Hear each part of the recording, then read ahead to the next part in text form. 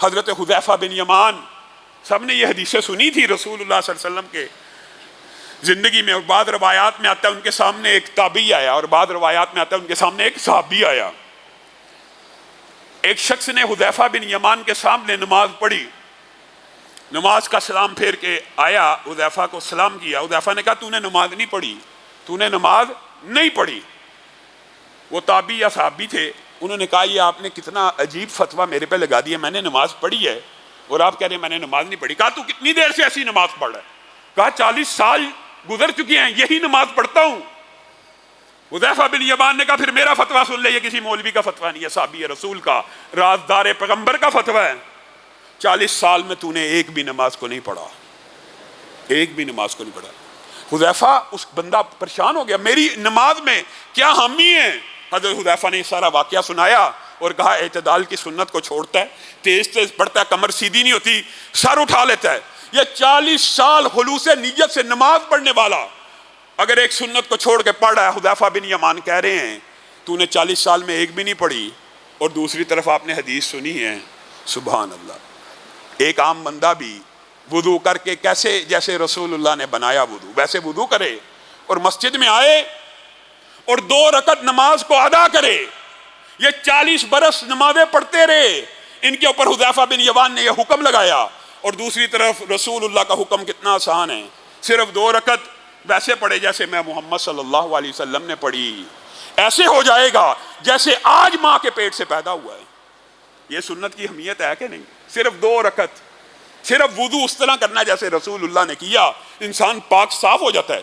اس کا مطلب ہے اخلاص نیت کے ساتھ اطیعوا اللہ و اطیعوا الرسول، رسول اللہ کی اطاعت کے بغیر آپ جو جی چاہے سوچ لیں میں عمل صالح کر رہا ہوں، میں عمل نیک کر رہا ہوں، اخلاص نیت کی وجہ ہے قبول ہو جائے گا، نہیں ہوگا جب تک اس کے اوپر مہر نبوت موجود نہیں ہوگی۔ اور رسول اللہ صلی اللہ علیہ وسلم اپنی زندگی کے اندر، یہ صرف مساق مدینہ کی بات نہیں ہے، جن چیزوں پہ ناراض ہوئے ہیں، آپ نے یہ کبھی غور کیا رسول اللہ صلی اللہ علیہ وسلم نے کی زندگی میں ناراضگی کے یا غصے کے کتنے کم واقعات ہیں، لیکن جب بھی ہوئے ہیں اسی سنت کو چھوڑنے کی وجہ سے اور اسی اطاعت اور پیروی میں ہلکی پھلکی تبدیلی کی وجہ سے ناراض ہوئے ہیں، ورنہ نہیں ہوئے۔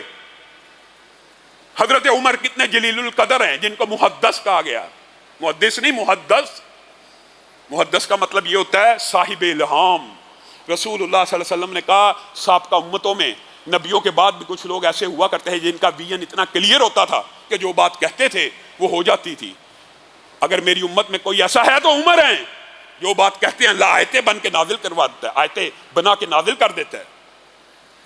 یہ عمر ایک مرتبہ تورات کا ایک صفحہ لے کے رسول اللہ صلی اللہ علیہ وسلم کی بارگاہ میں حاضر ہو گئے۔ حضرت ابو بکر اب دیکھ رہے ہیں کہ رسول اللہ صلی اللہ علیہ وسلم کے چہرے کا رنگ بدل رہا ہے۔ اللہ کے رسول، یہ تورات کا، یہ اللہ کی کتاب کا ایک ٹکڑا میں لے کے آیا ہوں، اس میں یہ لکھا یہ لکھا یہ لکھا، یہاں تک کہ رسول اللہ صلی اللہ علیہ وسلم کی پیشانی پوری کی پوری سلوٹوں سے بھر گئی، آپ کے چہرے پہ غصے کے آثار نظر آنے لگے۔ ابو بکر کہنے لگے عمر تیری ماں تجھے گم پائے، تو رسول اللہ کے چہرے کی طرف نہیں دیکھتا، صرف چہرے سے پتہ چل جاتا تھا رسول اللہ ناراض ہیں یا خوش ہیں۔ جیسے ہی عمر کی نظر رسول اللہ کے چہرے پر پڑی ڈر گئے، کہا معاذ اللہ، میں نے رسول اللہ کو پریشان کر دیا، میں نے رسول اللہ کو پریشان کر دیا۔ رسول اللہ صلی اللہ علیہ وسلم نے جواب میں کیا کہا؟ لو بدا لکم موسیٰ، اگر موسیٰ بھی آ جائیں، اگر موسیٰ بھی آ جائیں، فاتبعتموہ وترکتمونی لظللتم عن سواء السبیل، اور اگر تم ان کی پیروی کرنا شروع کر دو، اگر موسیٰ بھی آ جائیں اور تم ان کی پیروی کرنا شروع کر دو اور مجھے چھوڑ دو، تم سیدھے راستے سے بھٹک گئے ہو۔ لو کان حیا وادرک نبوتی لاتبعنی، اگر وہ موسیٰ زندہ بھی ہو، یہاں اس حدیث سے بھی دیکھیں اللہ کے رسول کے الفاظ کتنے جامع ہوتے ہیں، بہت سے مسئلے نکلتے ہیں۔ اگر موسیٰ زندہ بھی ہوں اور زندہ بھی ہوتے اور میری نبوت کو پا لیتے تو کوئی چارہ نہیں تھا، میری پیروی کے بغیر ان کی نبوت نہیں تھی چل سکتی۔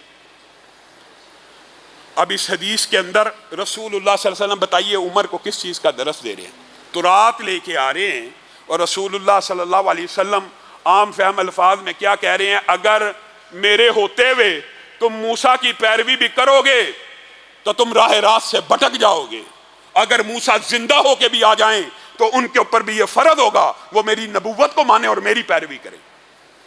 آج کل بعض نام نہاد اسکالرز آف ڈالرز یہ سمجھتے ہیں آج بھی جو موسیٰ کی صحیح پیروی کرنے والے ہیں معاذ اللہ نبی کے بعد بھی جنت میں چلے جائیں گے۔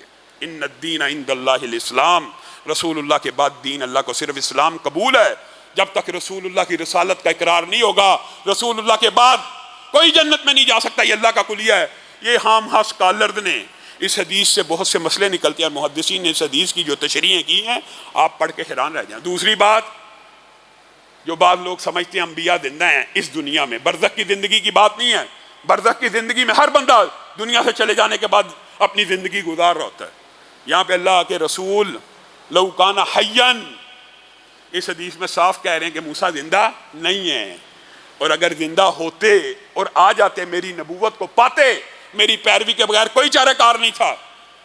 پھر رسول اللہ صلی اللہ علیہ وسلم نے جتنے بھی غصے کے واقعات ہیں اپنی سنت کی اہمیت اور امت کی آسانی کے لیے اس عمل کی اہمیت، نیت کو نہیں دیکھا، عمل صالح کو، سنت رسول کی شرط کو دیکھا ہے۔ کیا حضرت عمر کی نیت معاذ اللہ بد تھی؟ کیا تورات کے بارے میں کوئی اچھی نیت سے ہی آئے تھے؟ نا، رسول اللہ نے قبول نہیں کیا اچھی نیت کو۔